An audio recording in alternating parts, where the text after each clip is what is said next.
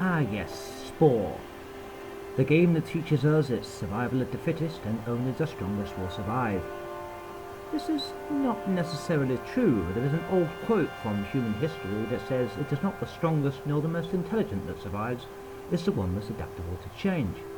So today I'm going to show you how to create the most optimal creatures at every stage of the evolution of Spore. Possibly up until the space stage, because you don't really need to optimize your creature at that point.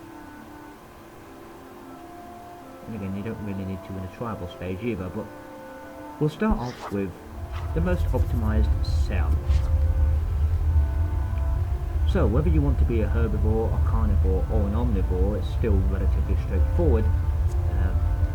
There are simply minor changes that can be done. We're going to start with this cell if we can.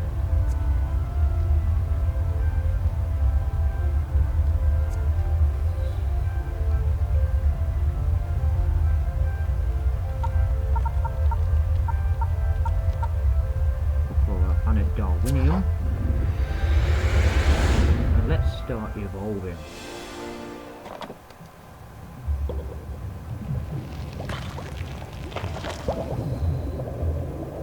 So it is not the strongest nor the most intelligent that survives, it's the one most adaptable to change.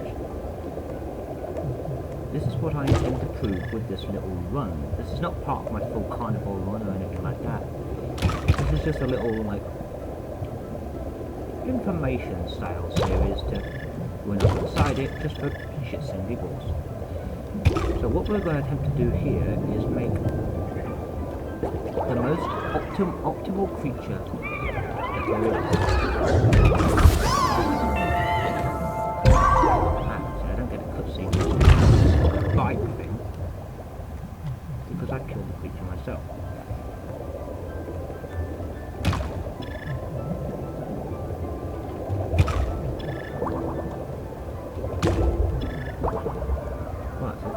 We're going to do is call a mate.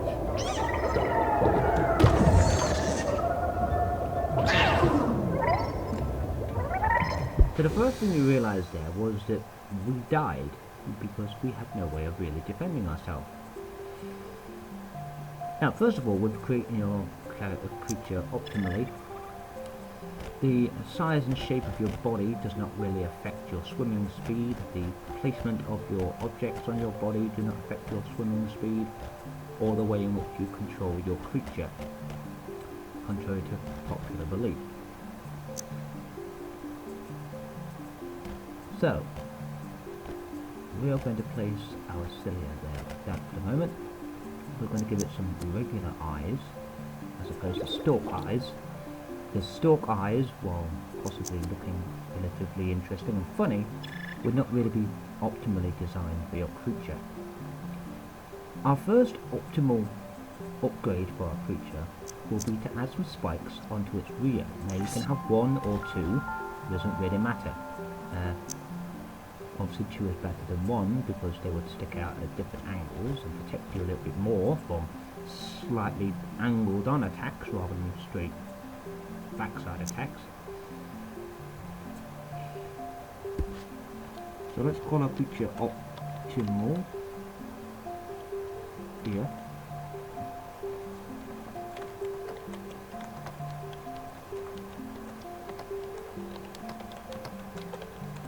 Call it the most optimal cell in Spore.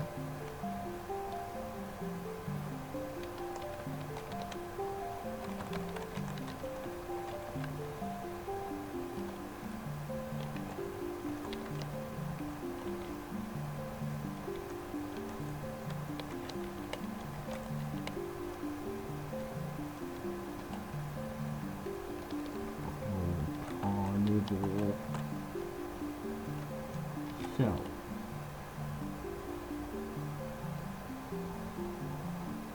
Right, so this is our most optimal carnivore so far, and you'll see with very few evolutions just how I'll create the most optimal cell. So we'll make the spikes just a little larger. So we have a slightly larger mouth, slightly better positioned eyeballs, slightly smaller flagella, so it doesn't stick out too much, and spikes will stick out from his rear. So now we have our attacking part on the front and our defending part on the back, which means unless we get attacked side on, we cannot take any kind of damage from our enemies. This is our first optimal evolution of our creature.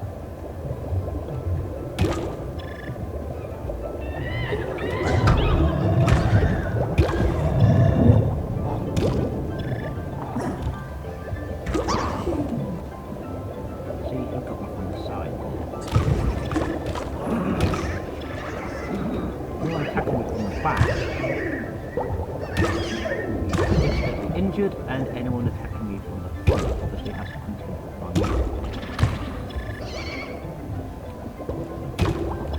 Now we already have the parts for our next optimal evolution.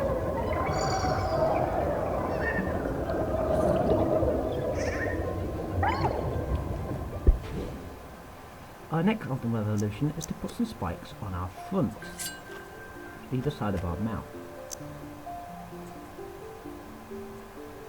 These could be placed closer to the mouth if you require, and they want to stick out around about as far as the mouth does. This is our second optimal upgrade. Now we are defended front and back, and we have the ability to attack. There's only one more optimal evolution our creature needs for this particular stage of the game. However, we will be adding two.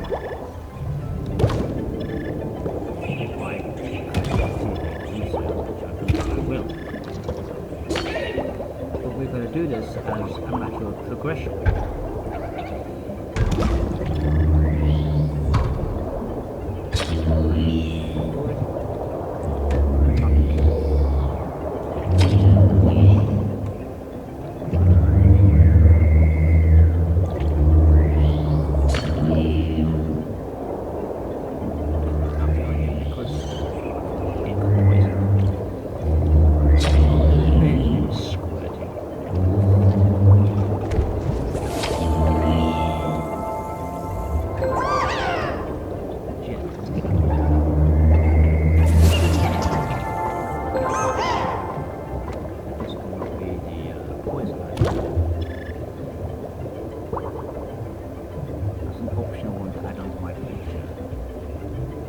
Ecological evolution will be one other thing.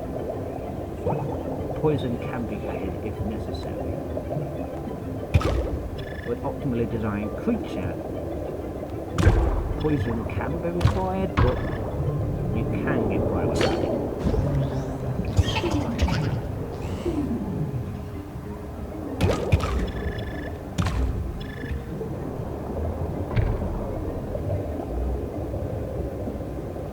So our creature is quite happily swimming around doing what it does. Avoid nosy over there.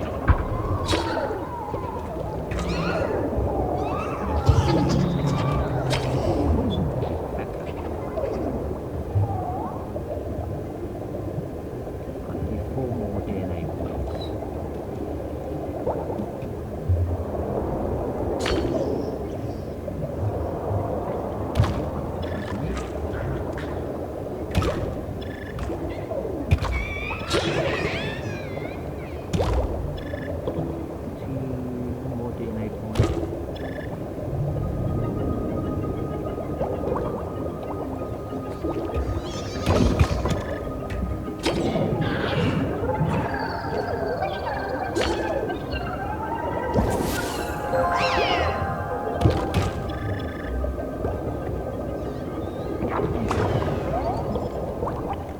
Thing we want for optimal evolution is a second lot of flagella, so that we move twice as fast. A lot of people don't realise that the more flagella you add onto your body, the quicker your creature goes. They think, oh yeah, you have to use a jet because that says 2 speed compared to 1 speed. Each extra one you add improves your speed. Now see, I've got 1. I see I've got none. Now I have 1. And now I have 2. We can now move these spikes just a little further out.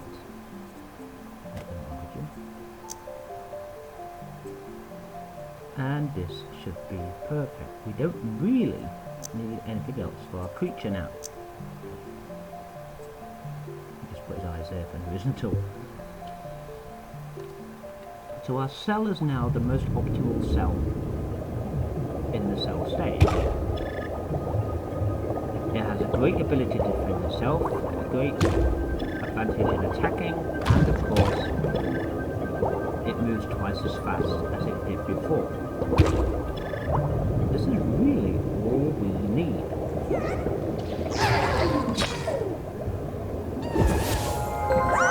That guy leads me nicely on to one of the other things that people often waste their DNA points on. Electric. Electric is somewhat useless. Unlike poison, it has to recharge in order to be used again. However, one thing about electric is something I'll explain in just a few seconds when we get back into the... Thank you. See, now if I put the electric on, unlike all other parts, except maybe the spikes, where you put it and how big it is makes a big difference. If you put it on the front or the back or the centre and make it relatively small, it will have a smaller area of effective range where it can do damage.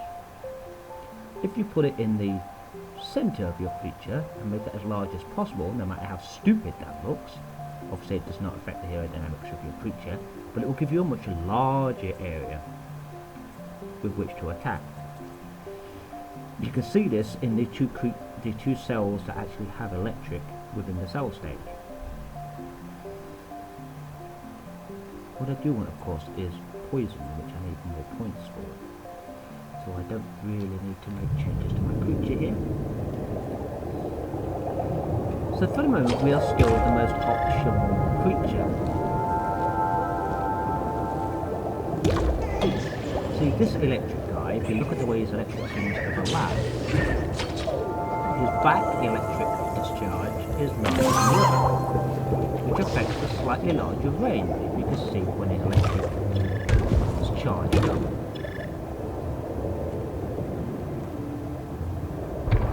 This makes his back electric charge able to affect a larger area than his side ones.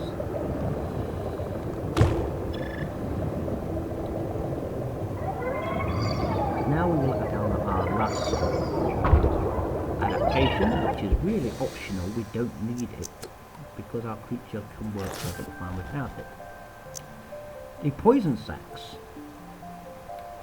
Now some people, and especially some cells that you'll see within the game, have one poison sac on their bum, which leaves one trail of poison. Putting them on the side like this, so that there are technically two of them, will create two streams of poison. The size difference will make your poison trail slightly larger or smaller. The fact that I have two of them, I don't need to make them larger. So I will now leave two trails of poison behind my creature. Cell, whatever. So this is now the most optimal cell you can ever create in this stage. I have defensive weapons, offensive weapons, the ability to eat my enemies, and of course, a decent amount of speed. I don't need to really be quicker. I don't need to have more weapons. I don't need more mouths. I don't need anything else. I don't need to electrocute you. I have exactly everything I need. Plus the added extra benefit of being able to spit poison to my enemies, which will come in handy later on. Of the 3 weapons you can add to your cell in the cell stage, only 2 of them translate into attacks in the creature stage. The electric, of course, becomes charm, which is only useful if you want to be befriending other creatures. I am not going to be befriending other creatures, and I'm intending to make the most optimally created creature throughout the entirety of the game.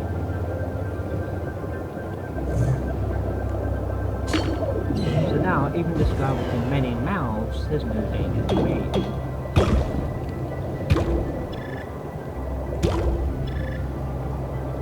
In fact, no cell in the entirety of the cell stage is a threat to me in any way, shape or form. Except those little bugs that pop out and swarm.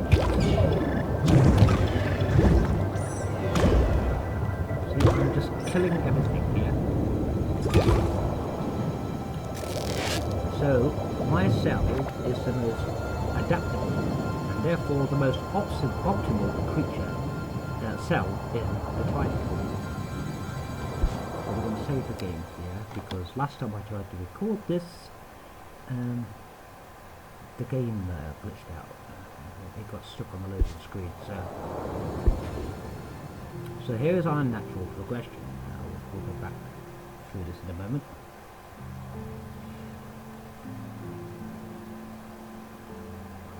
Right. So we started off from our humble cell. We added our first set of spikes. We added our second set of spikes. We added our second cilia, and then we added poison. That is really all you need to do.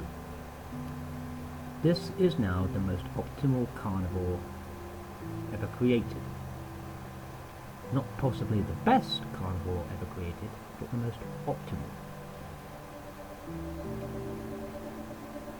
And that leads us nicely on to entering the creature stage.